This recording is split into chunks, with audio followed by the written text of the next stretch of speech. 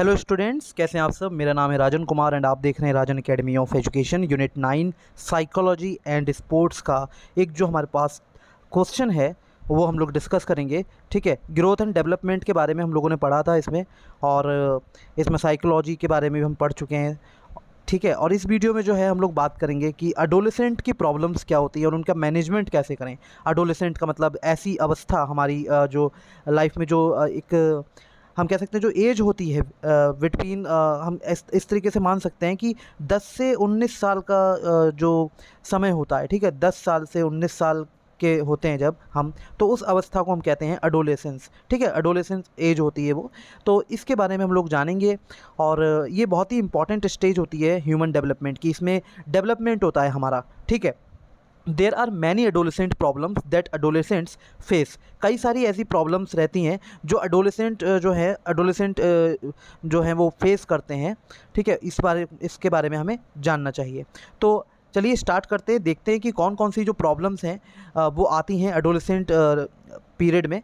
ठीक, some of the problems discussed here below. तो देखिए कई तरीके की कई प्रॉब्लम्स हैं जिसके बारे में बताया गया। देखिए सबसे पहले तो हमारी जो फिजिकल चेंज है वो होता है। ठीक है, मतलब बॉडी चेंज हो रही होती है।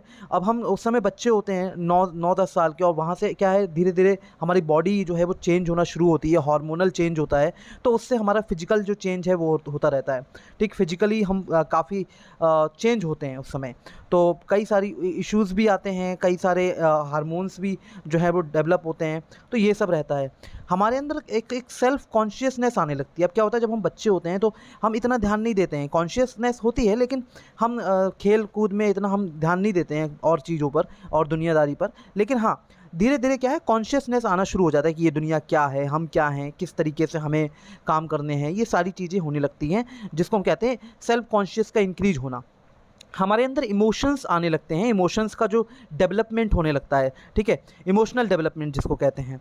फिर है इरिटेशन, कई चीज़ों को लेकर इरिटेशन होती है हमारी लाइफ में। ठीक है, और जब हम एडोलेसेंट पीरियड में होते हैं तो कई तरीके की इरिटेशन होने लगती है।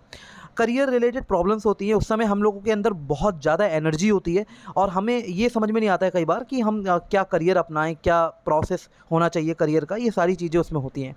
तो करियर से रिलेटेड इश्यूज़ होते हैं कि पढ़ाई लिखाई के बाद हमें क्या करना है, आई मीन किस कोर्स में दाखिला लेना चाहिए, या हम क्या बनना चाहते हैं लाइफ में। इससे रिलेटेड बहुत सारे क्वेश्चंस आते रहते हैं स्टूडेंट्स के माइंड में।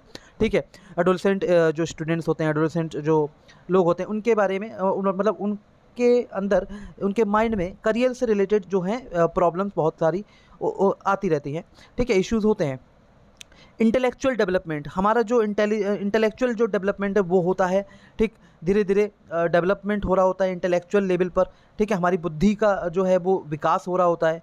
सोशल कॉन्शियसनेस आती है, यानी कि हमें ये पता चलता है कि जो हमारे आसपास की सोसाइटी है वो क्या है, वो कैसा सोचती है और हमें कैसा बिहेव करना है, ये सोशल कॉन्शियसनेस में आता है। फिर ड्रग अब्यूज़, कई बार क्या होता है कुछ ऐसे बच्चे होते हैं। ठीक है, कुछ ऐसे बच्चे होते हैं जो एडोलेसेंट पीरियड में, जैसे जो भी हुआ जो भी होते हैं बच्चे, एडोलेसेंट जो पीरियड होता है 10 से 19 साल के बीच में अगर हम बात करें।